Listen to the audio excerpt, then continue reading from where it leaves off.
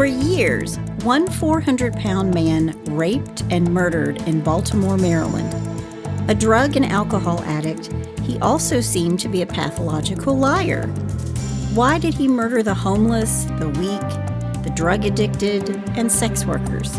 Was it revenge, or did he do it for the human flesh?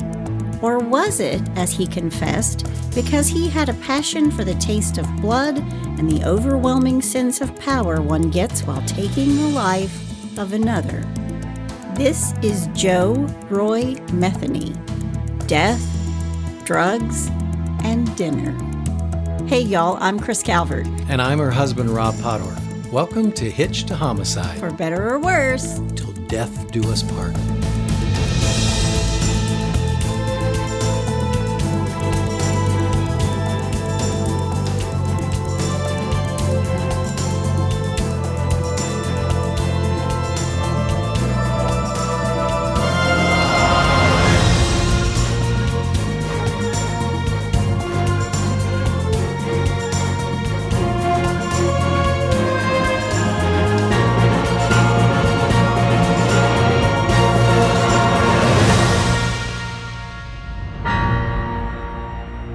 Welcome back, everybody. Yes, welcome.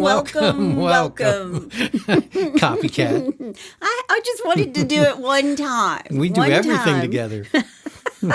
Even the welcomes. Even though I just wanted to steal your thunder. I'm sorry. That wasn't very nice. I love it when you steal my thunder. There you go. I can do that too. Well, we're glad you're back again with us this week. Yes, we are. Wherever you're listening, be sure to like, rate, and review. That helps other people to find us.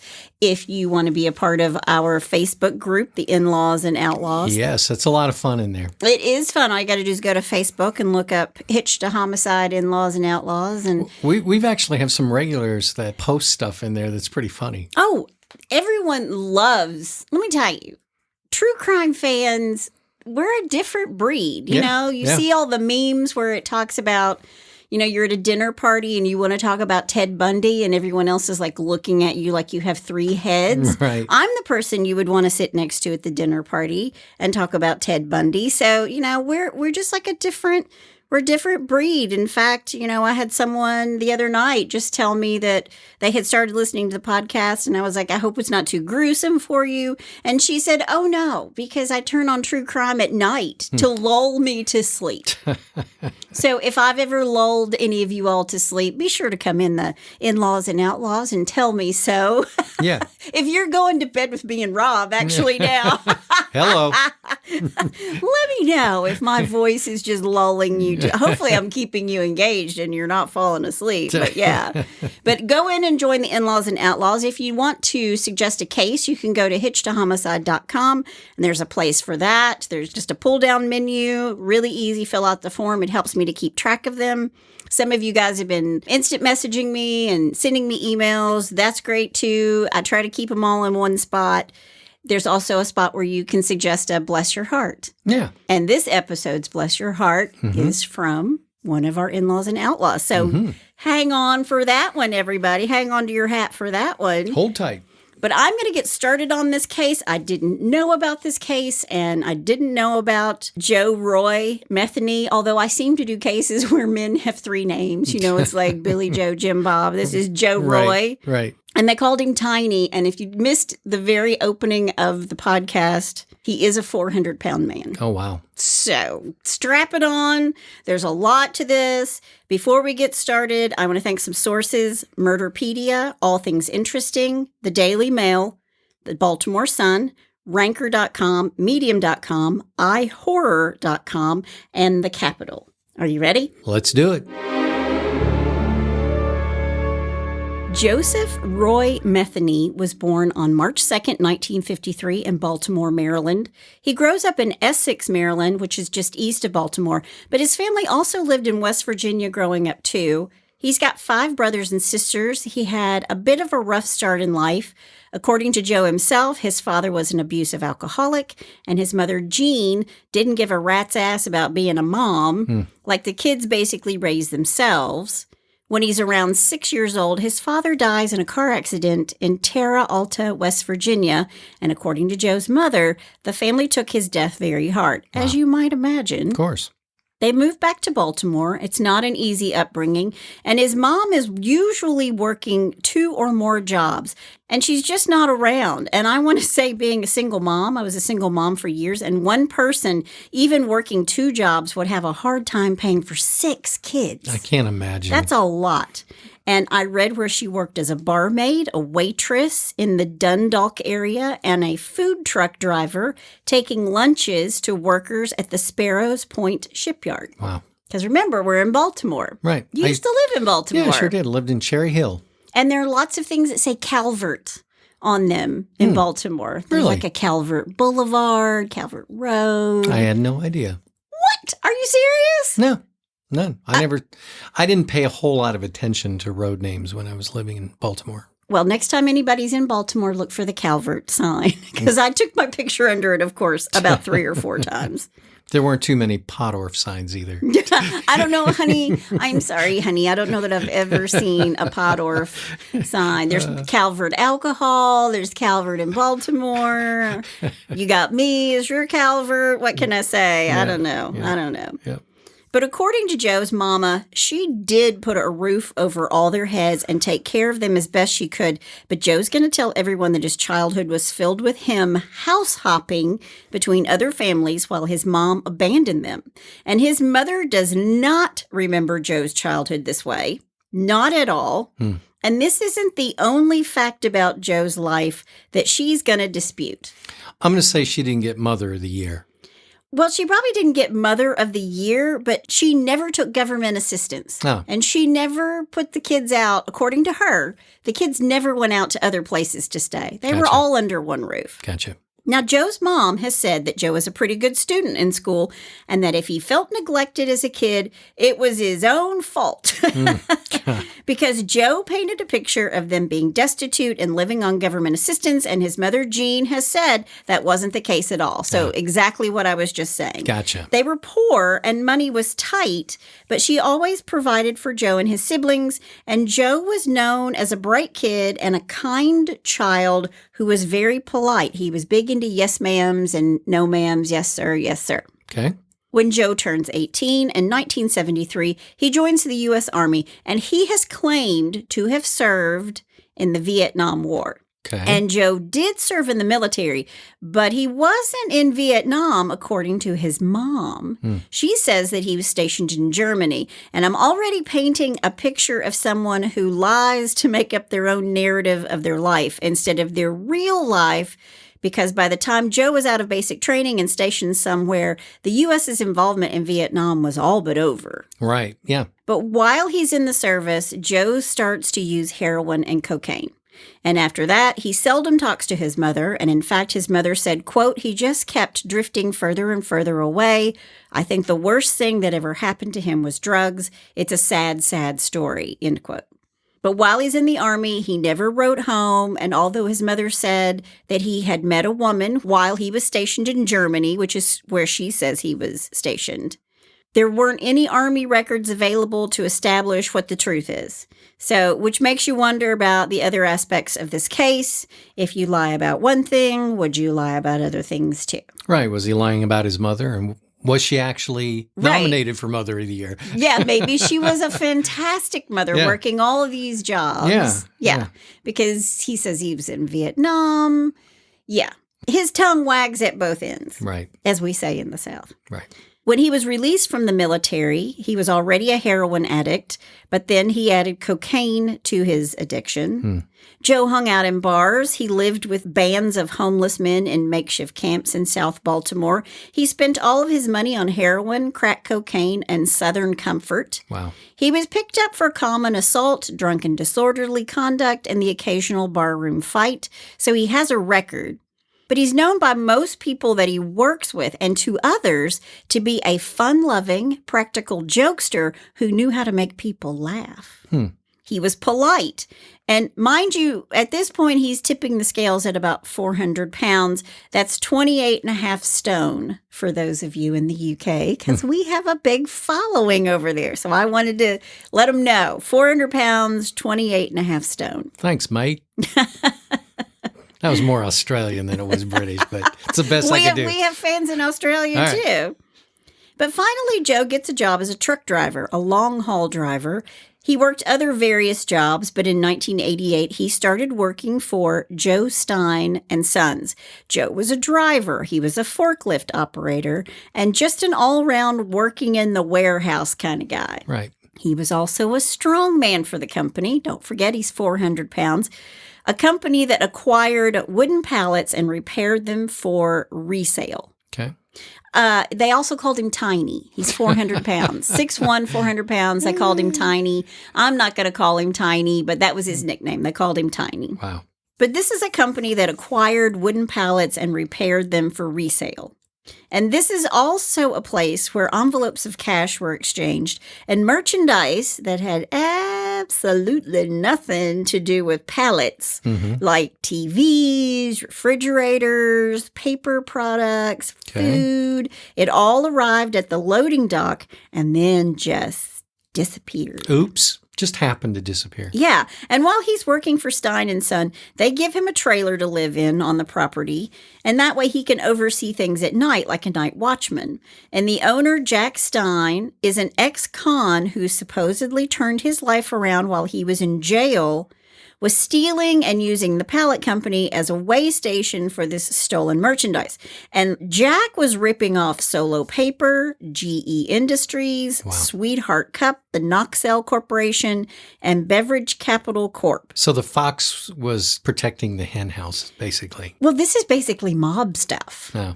I mean, however you wanna say it. I mean, this is fencing, basically. Right, These are stolen goods coming through, and then he's cheating everybody that he does have an actual contract with. Gotcha. He used to pay off insiders at all these companies, at the Sweetheart Company, at the Solo Paper, at GE. He would pay off insiders at the company, and he either stole merchandise from them or he shortchanged them in pallets. But this place was also dealing drugs and trafficking guns, and Jack would hire men to beat up anyone who got in the way. And Jack Stein also brought his son Joe into the business.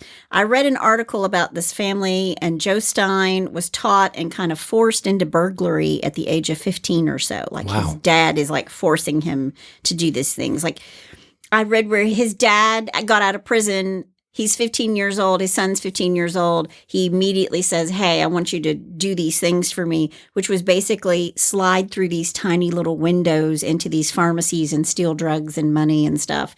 He taught his son how to disarm an alarm, just crazy stuff. It was a really interesting article, but it kind of plays into this case, and so I didn't want to not mention it. So most dads want their son to become doctors or lawyers.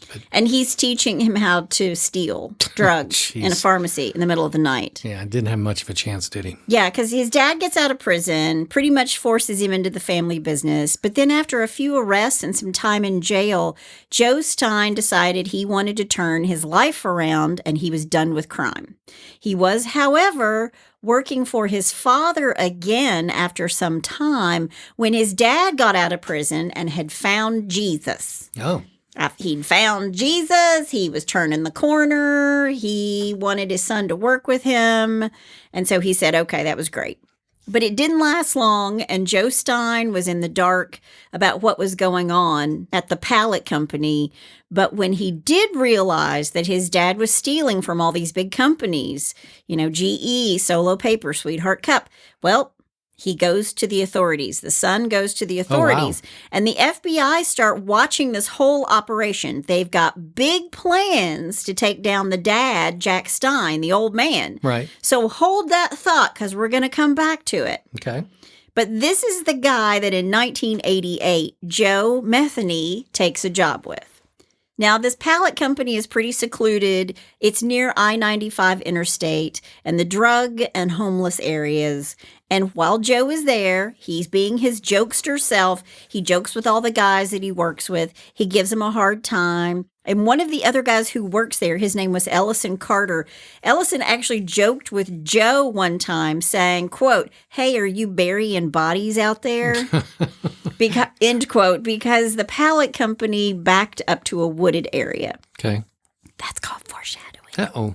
Joe, who was 6'1", like I told you, and he's fat strong. It's not like he goes to the gym every day. He's not like running back, or offensive lineman. It sounds like he couldn't even get through the door to get to the gym. Yeah, he's just kind of fat strong, but he's this huge man, and they called him Tiny, and he's a bit intimidating because not only is he a big guy, he has tattoos of teardrops and an upside-down cross on his face. Uh-oh. We know what that means. Loose nail, according to Catherine. No, the teardrop. Means you've killed somebody. Yeah, exactly. Right. Now, Joe lives in this trailer on the property, and we're going to revisit that in a sec. But Joe was a drinker, and like his father, I read where he would drink a fifth of Southern Comfort a night. Holy cow. Wow. I wrote wow in the margins of my script. Grief. But also in 1988, Joe married a fellow drug addict, and soon after, these two have a son. I've also read that she was only his girlfriend, but I couldn't nail either one of them down. But they're all living in this trailer together, so not the perfect situation because they're both drug addicts, but at least there's a roof over the baby's head. Right. And then it begins. February 22nd, 1994. Tony Lynn Ingracia, age 28, is found dead. She's strangled and stabbed to death and found at the on-off ramp of I-95 and Caton Avenue. It's very near Stein & Company, the pallet company where Joe lives. Tony had a history of drug addiction. Her parents were John and Rita. Tony also had a brother, Michael, and I believe, according to her obituary, she had a child. She had a son named Robert. Okay. And her father said Tony was, quote, a good girl. She had some problems with drugs, but she was trying to get help, end quote. I don't believe Tony was a prostitute, and in fact, Tony had never been charged with anything, but she was a vulnerable young woman with a drug problem who hung out in the drug culture along Washington Boulevard in Baltimore. And as you're going to see, that is like candy for Joe Metheny. These people, these drug addicts who live in this area, even though he's a drug addict himself. Right. May 1994, Cathy Ann Magaziner is seen for the last time. She's a 39-year-old sex worker. Joe takes her to his trailer. He strangles her with his hands and then also an extension cord. Wow. Quote, I took the end of the cord, strangled her. She was passed out, and I put the extension cord around her neck and killed her. She was wearing cut-off jeans, white tennis shoes, and a white pullover sweater, and she had a purse with her, end quote. But Joe has most of her clothes off when he kills her because he's raped her. He rapes her, he kills her, and then he buries her body in a very shallow grave on the property of Stein & Sons, the pallet company. And he buries her clothes and her purse in a different location. And he says later that, quote, he'd basically kicked dirt over the purse and clothes. Man. And walked away. Now, that was a quote from him. And Joe himself has put the events of his life into words, and I'm going to interject those from here on out, okay? Okay. In July of 1994, Joe came back to the trailer after being away and on the road, and the trailer was empty. All his furniture was gone, his wife was gone, his 6-year-old son was gone.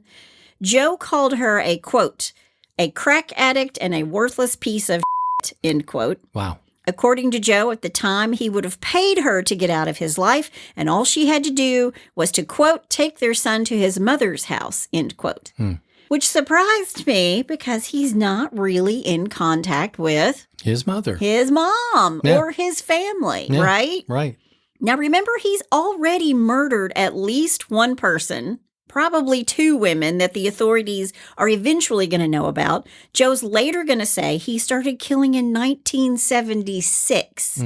So take the rest of this story and digest it as you will. So this was shortly after he was out of the service that he killed his first person? In 1976, yeah. It would have been right when he came right out of the service. Wow. Yeah. Okay. But you have to kind of take everything he says with a grain of salt. With a grain of salt. And I wrote, digest it as you will. And that's called foreshadowing too. Bum, bum, bum. Now, Joe's all alone in the trailer. at Stein & Company on this property. This trailer, he had an extension cord running into the trailer from the main building, and he used this one extension cord to power his stereo, his TV, and his AC. Wow. And he slept on a couch. Okay. And it's during this time that Joe, according to the other guys that worked at the warehouse, would frequent bars, drink, meet women, and get a weekly $20 blowjob. Yeah. Oh, wow. Okay. I think that was going on way before his old lady left him. Yeah. And maybe she left him because of that. Who could say? But there are dead bodies before she leaves him. Okay. So maybe he was off getting the $20 honky before that, right? Right. By the end of 1994, Joe discovers that his wife had moved to the other side of Baltimore and was living with a man who was pimping her out for drugs. Wow. When these two, the ex and her new man, get picked up by police, Joe's son is placed in foster care. Okay. Quote, I found out about 6 months later she had moved on to the other side of town with some asshole that had her out selling her ass for drugs. They got busted for drugs and they took my son away from them for child neglect and child abuse. I had no chance of going to social services and trying to get my son back due to my past criminal record. So I took it upon myself, with the hatred I had for these two who lost my son, to go looking for them. I found out from someone that they was going under that bridge and getting high with some homeless who lived under that bridge, end quote. Wow, that's a mouthful. Yeah. It's November 1994. Remember Cathy Ann Magaziner? Well, he'd raped and strangled her and buried her in a shallow grave at the pallet company. It's been 6 months since he murdered her, and he goes back to her, uncovers her, takes her head, throws it in a box, and puts it in the trash. There are other accounts that say he didn't just dig her up and take her head, that he dug her up and had sex with her head, and then put it in a box, and then threw it away. This is one sick guy. This is one sick guy. But Joe's right. With his zero chance of going to social services to get his kid back, he's just enraged. And then he starts looking for the two of them, his wife and the boyfriend. August 1st, 1995, Joe goes under the Hanover Street Bridge to question the drug addicts and the sex workers there about the whereabouts of his wife, and he finds Randall Brewer and Randy Piker, two homeless men. Okay. They're both 33 years old. They live in the Patasco Avenue homeless camp called Tent City. Okay. Quote, I went under there looking for them, meaning his wife and her boyfriend. They were not there, but the two homeless they got high with were down there. They were passed out on some old stinking mattress, end quote. Nice. After Joe gets high with Randall and Randy, he murders them both. Oh, wow.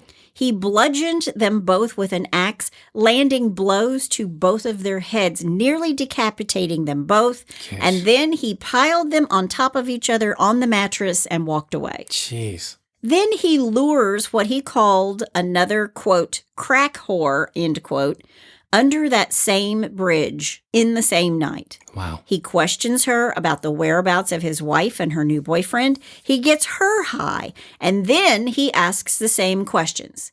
Do you know where she is? Do you know where he is? And when she tells him that she doesn't know, quote, I beat the hell out of her and raped her ass and then killed her. I put her in some bushes and went out and lured a second bitch down there, end quote. Wow. So he's killed two homeless men, two drug addicts. Then he lures another woman down under the bridge where he's just killed Randy and Randall. He gets her high, and when she can't tell him anything, he rapes and kills her too, throws her body in the bushes.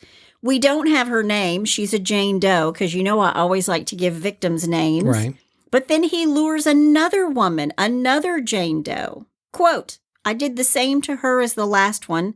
But as I was about to throw her into the bushes with the other one, I noticed an old man down by the river fishing, looking back up at me, end quote.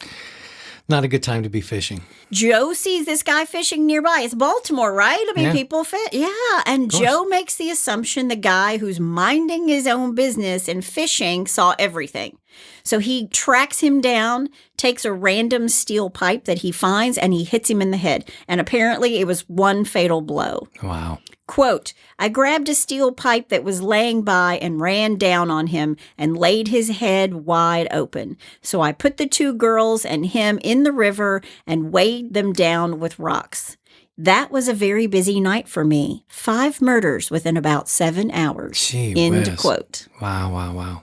Joe then washes up in the river, cleans up the crime scene as much as he can, and then he leaves like nothing ever happened. Move along. Nothing to see here. Exactly. But after Joe is gone, another homeless man named Larry Amos finds the axe that Joe used to bludgeon Randy and Randall to death, and he murders a man named Everett McDowell. Lots going on under the bridge in Tent City that night. Yeah, he's a busy boy. He's a busy guy, but then he leaves the axe behind, and another homeless man picks it up and kills yet one more person. Gee whiz. So after 2 weeks, 2 of the murders are traced back to Joe, which led to his arrest. It was the 2 guys, Randy and Randall. And the people in the homeless camp, they knew who Joe was. They give him up to the police. But they also arrested Larry Amos, the guy who murdered Everett McDowell the same night with the same axe after Joe leaves it behind. That's the homeless guy. Right. Okay. Yeah. And I need a program to I'm telling you. And I didn't mention, but the axe was actually hidden under the mattress where Randy and Randall were to begin with. So I can only assume that that was like their protection. Yeah. They're on this mattress sleeping, and underneath it they have this axe because that's what they use for protection.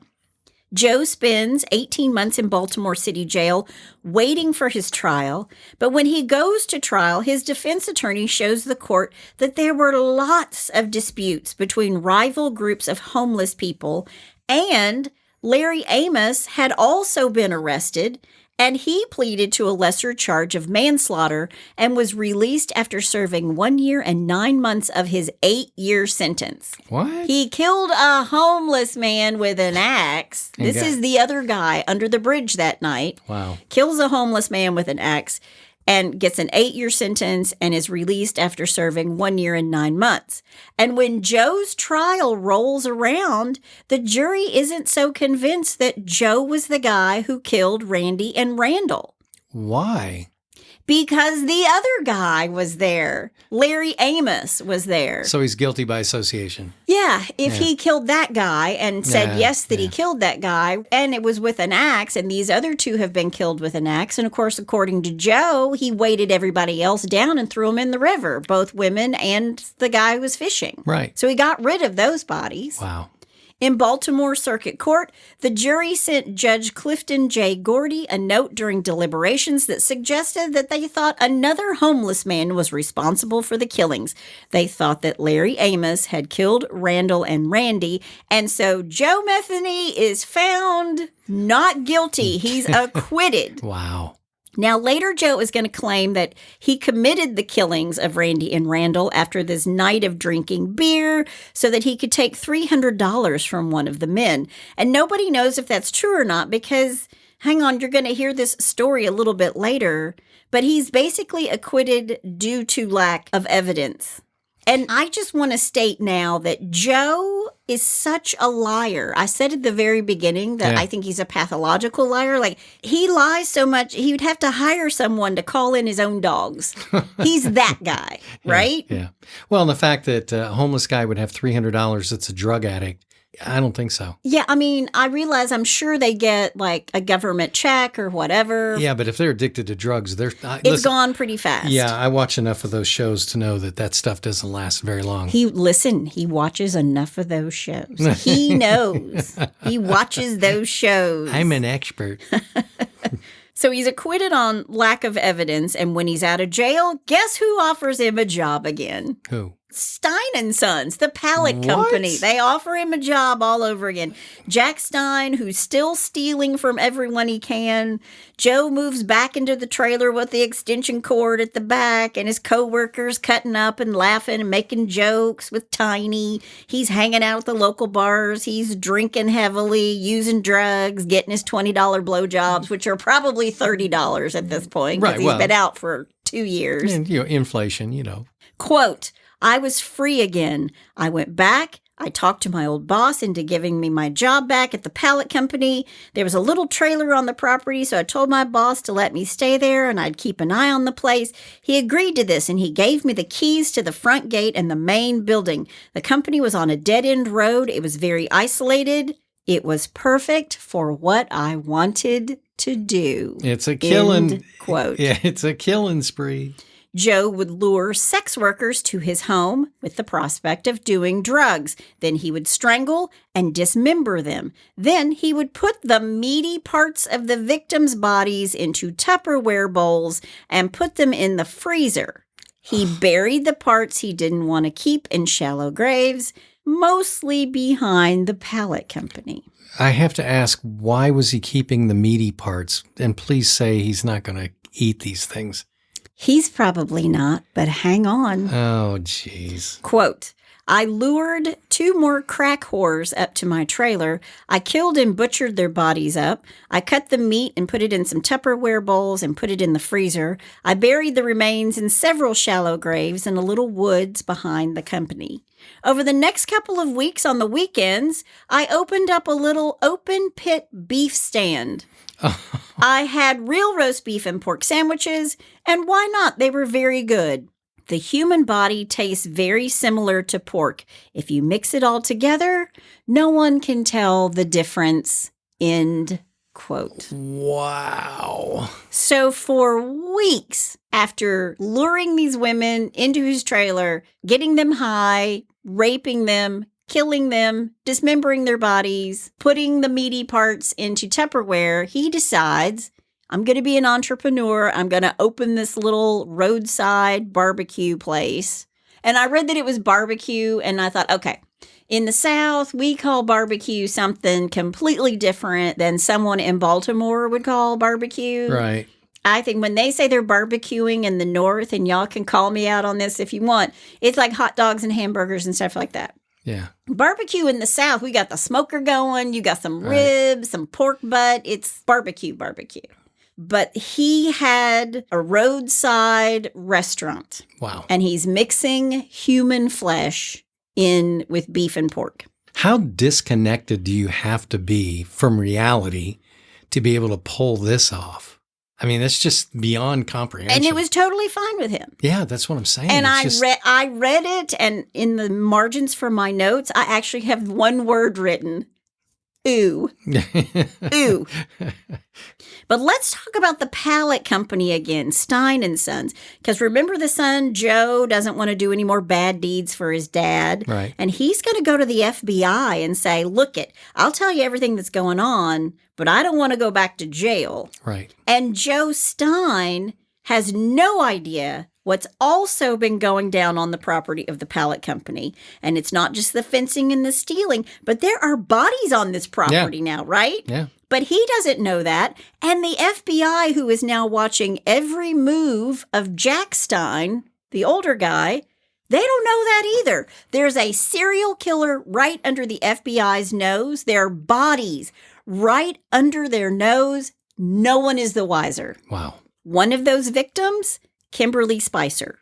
November 11th, 1996, just months after Joe is acquitted, Kim Spicer, who's living with her mother on Huron Street, she has a fight with her mom that night, November 11th. Kim had been very upset over the recent death of her brother, who had died on November 2nd of a heroin overdose in an abandoned roadhouse on Wilkins Avenue.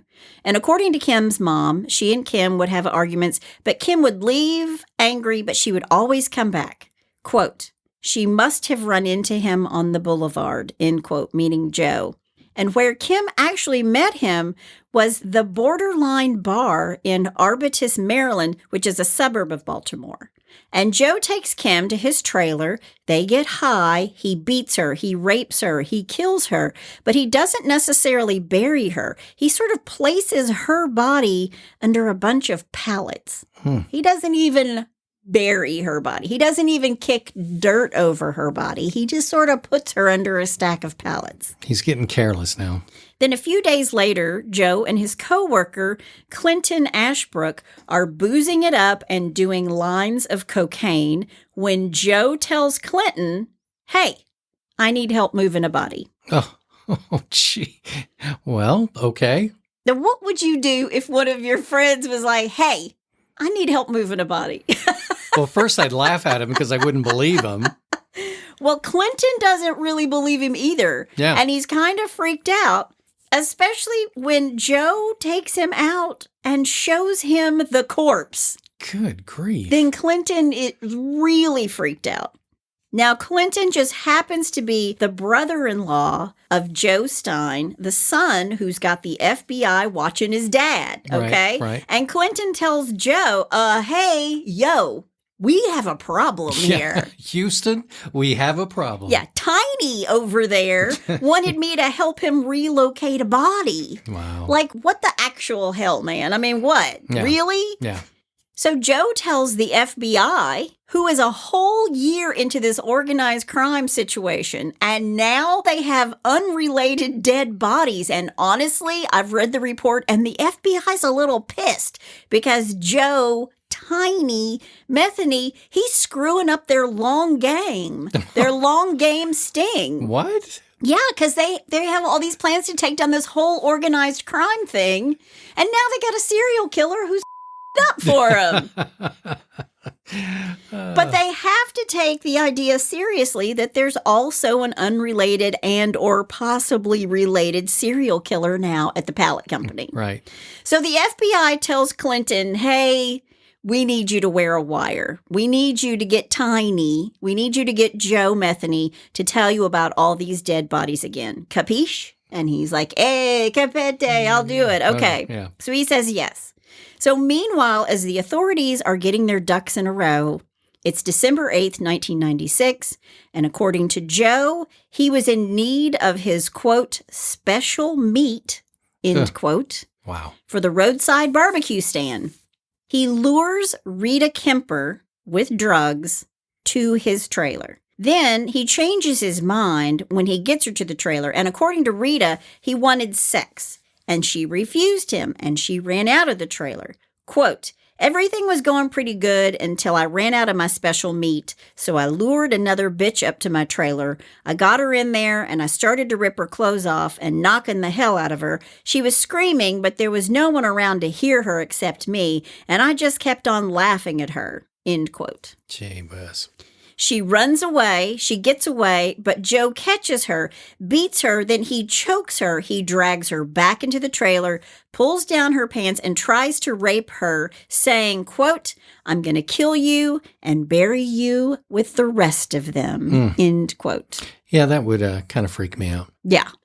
In Joe's written confession, Joe says, quote, I turned around for a split second, and that was my mistake. That was your mistake? You've got dead bodies buried everywhere, and this was your mistake. Wow. I turned around for a split second, and that was my mistake. She ran out the door before I could get to her. There was an 8-foot chain link fence with barbed wire on top it around the front of the company. There was a stack of wooden pallets next to the fence about 10 feet high. That bitch scaled those pallets like a monkey and jumped the fence, end quote. Good for her. Good for you, Rita. Good for you. Fight or flight. Yeah. And I read that she scaled the pallets like a monkey, and it made me think, you got to act like you're the third monkey boarding the ark and it's starting to rain. Yeah, exactly. And that's what she was doing. Yeah. That's what she was doing. She jumped the fence. Now, the FBI gets a wire on Clinton, and they get a confession out of Joe Metheny. They also learn that Jack Stein Sr. is the one who helped Tiny, Joe Metheny, clean up the trailer after the November 11th Kim Spicer murder. Ah. So on December 15th, 1996, Joe and his boss are both leaving a Christmas party, a company Christmas party at Martin's East, when the FBI and the local police are waiting outside. So they've been at this Christmas party. They're all inside, yucking it up, having a good time. And then they're ready to leave and they walk outside and it's just guns. And he goes, "Is there a problem, officer?" And if you could tell me what movie that's from, go ahead and post it. There's the movie reference. Yeah, post it. Is there a problem, officer? I know that one. And let's not forget about Rita Kemper, because just days before, she went to the police and told them all about her attempted rape and murder in the trailer by Joe. And in the police car on the way to the station, after they've been picked up after the Christmas party, the officer says to Joe, quote, "You don't have to be scared," end quote. And Joe's reply, quote, "You ought to be," end quote. Wow. Okay. According to Joe, quote, "They took me down and booked me. She had told them that I said I was going to kill her like the rest," which was true. "They had me sitting in a little room down at Homicide, drilling me and damn near kissing my ass, trying to find out what I had done. They pulled me out of city jail every day for 1 month, taking me back and forth between the company and the bridge. I had them going crazy over at the company, digging up the remains of those 2 bitches there, because I had the remains buried in 7 different holes. The only thing I feel bad about in any of this is that I didn't get to murder the 2 I was really after. And that's my old lady and the bastard she got hooked up with," end quote. Wow, this guy's just... I know. Joe confessed to 10 murders, but there were never 10 bodies. There was never evidence of human flesh in the Tupperware either. Did he kill all those people? Did he use human flesh in his burgers and pork? Did he serve in Vietnam? Did he serve in Germany? Yeah. Kim Spicer's body was found 10 feet from his trailer. Cathy Ann Magaziner's body and decapitated skull was also recovered on February 18th, 1997. She was identified by her dental records. Joe Metheny was tried in 1997 in the Rita Kemper case and given a sentence of 50 years for kidnapping and attempted sexual assault. He was acquitted of attempting to murder her. He was sentenced to death in 1998 for the murder of Kim Spicer, and at his sentencing hearing, he said that he committed the murders because he, quote, "enjoyed it." Wow. He got a rush out of it, got a high out of it, and, quote, "had no real excuse why other than I like to do it," end quote. Wow. In August of 1998, he pleaded guilty to murdering and robbing Cathy Ann Magaziner, and prosecutors sought the death penalty in that case as well. He received a sentence of life in prison in that case. His death sentence was overturned in the year 2000, and the sentence for the murder of Spicer was reduced to life without parole. And the rationale for the death penalty was that the murder had been committed in committing a robbery, but the evidence indicated that robbery was not his motivation. None of this mattered because in August of 2017, Joe Metheny was found dead in his prison cell. The cause of death is still unknown. It was shady. Yeah. You know, who knows? Although he weighed 450 pounds, and here's what he has to say. Quote, "I am 48 years old. I weigh about 450 pounds, and it's not all fat." I beg to differ. I'm going to post pictures of this guy in the In-Laws and Outlaws. "I've been locked up for almost 8 years now, but when one has been sentenced to a couple of life sentences without parole, time doesn't matter anymore.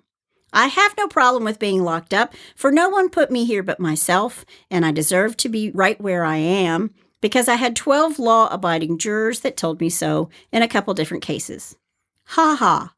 I was only convicted of 2 murders and 1 kidnapping for the one that got away. I got 50 years for her. The first murder, I was sentenced to life without parole. The second one, they gave me the death penalty. I sat on Maryland's death row for 3 years, and then they overturned my sentence and gave me another life without parole and sent me down here for the rest of my life. I've killed 7 people, 3 men and 4 women. 2 men I chopped up with an axe under a bridge in South Baltimore, I was found not guilty for them because they couldn't prove I did it.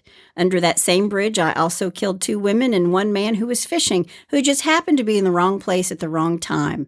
I weighed their bodies down and put them in that river.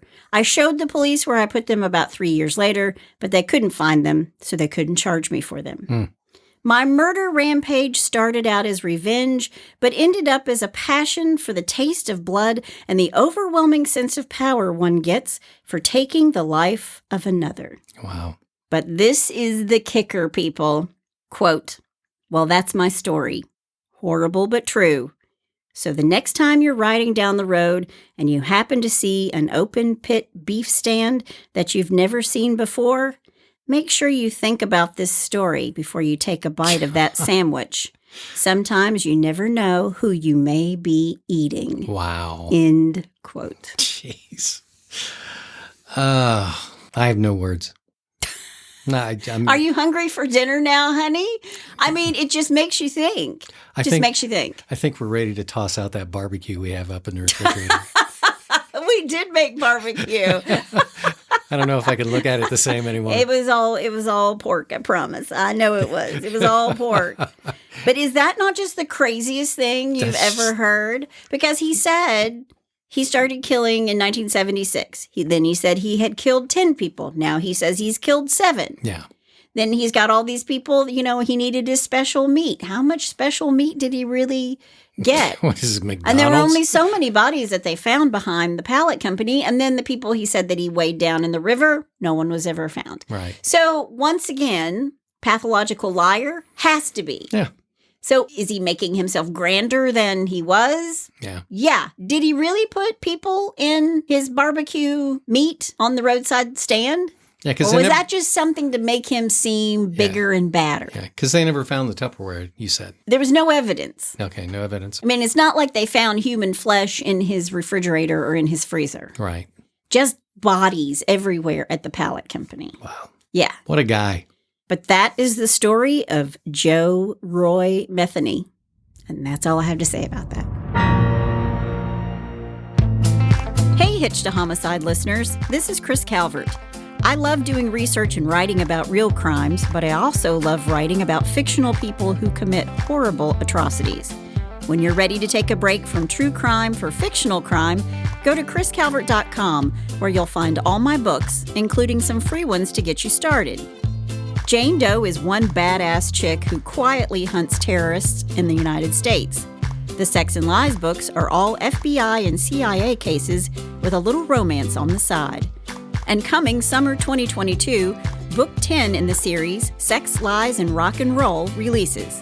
You can find all of these books everywhere, and if you like to listen instead of read, you can find them all on Audible. So go grab a free book or take a listen. I love all the characters I've written. I've given them pain, ruined their lives, make them suffer, and maybe even throw in a heroic death. Or maybe they live to fight another day. Check it all out at chriscalvert.com, and thanks for being a listener of Hitched to Homicide. Well, that was a interesting episode.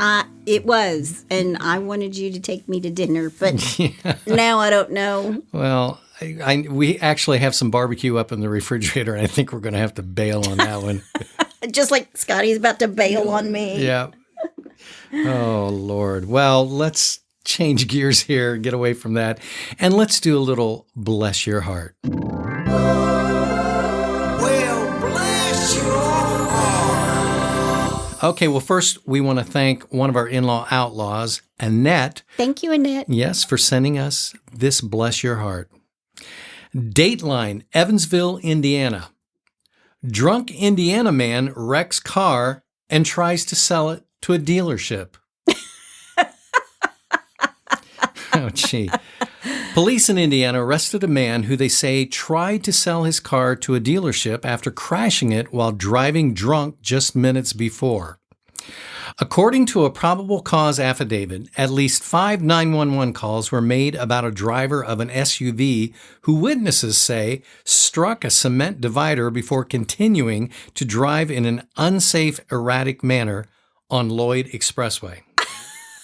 5 people witnessed it. Yeah. All right. Okay. Yeah, he wasn't very stealthy.